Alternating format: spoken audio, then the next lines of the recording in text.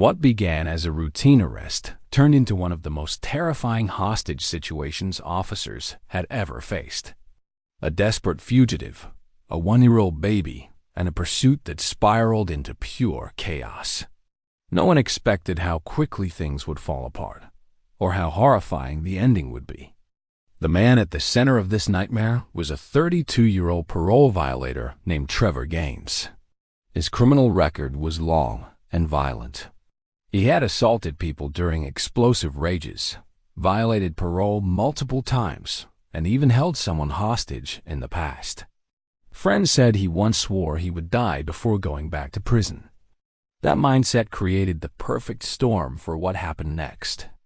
When officers arrived at a small suburban home to arrest him, Trevor refused to run alone. He grabbed a 1-year-old baby, ripped him out of a woman's arms, and used the child as a human shield. In seconds, everything escalated far beyond anything the officers expected. Trevor forced the woman into an SUV, jumped behind the wheel, and sped off with the baby in his arms. Police began pursuing him, but every choice they made became a gamble with the baby's life. Trevor's panic increased as officers followed him, and he kept shouting that he would shoot himself and the baby if anyone got too close. His driving was reckless, swerving through traffic and nearly causing multiple crashes. Officers had to keep their distance, knowing that getting too close might push him over the edge, but falling too far behind meant risking him disappearing with the child forever. As the chase continued, Trevor's emotional state grew worse. His voice shook, his breathing was unstable, and every second felt like a countdown to disaster. He fired a shot out of the vehicle, proving that he was willing to act on his threats. This single gunshot changed the entire tone of the chase. Negotiators realized they weren't dealing with someone making empty threats. They were dealing with a man who had lost control and was capable of anything. For a moment, it seemed like things might calm down. Trevor slowed the vehicle and spoke with negotiators who attempted to coax him into surrendering. He claimed he didn't want to hurt the baby and begged officers to leave him alone. But this fragile moment of hope was shattered when the situation expanded into another county. New officers, unfamiliar with the delicate negotiation process, joined the pursuit. Miscommunication between agencies created a deadly chain reaction. Negotiators convinced Trevor to pull over and put the baby down. It was the closest they had come to resolving the crisis safely. Trevor cracked open the door, and officers prepared for the possibility that the baby might be released. But just as this breakthrough moment unfolded, another patrol car approached with its lights and sirens still activated. The sudden noise and flashing lights sent Trevor into a panic. He grabbed the baby tighter and bolted into the open desert. The chase changed instantly. Instead of a vehicle pursuit, officers now faced a fleeing suspect running through desert brush with a baby in his arms. The terrain was wide-hot and unpredictable. Officers spread out to contain him while tactical teams deployed drones and positioned snipers in case the situation turned even worse. Trevor hid behind shrubs, clutching the baby and refusing to respond to negotiators.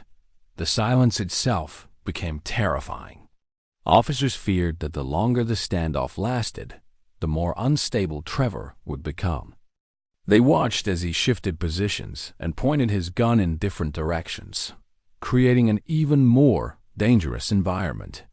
With houses not far from the desert boundary, there was also the fear that he might reach other civilians. As tactical officers tightened their perimeter, snipers prepared for the possibility that Trevor might try to harm the child or shoot at officers. It became clear that the situation was reaching a breaking point. Trevor refused to surrender. Negotiators pleaded with him, reminding him that the baby didn't deserve to suffer for his choices.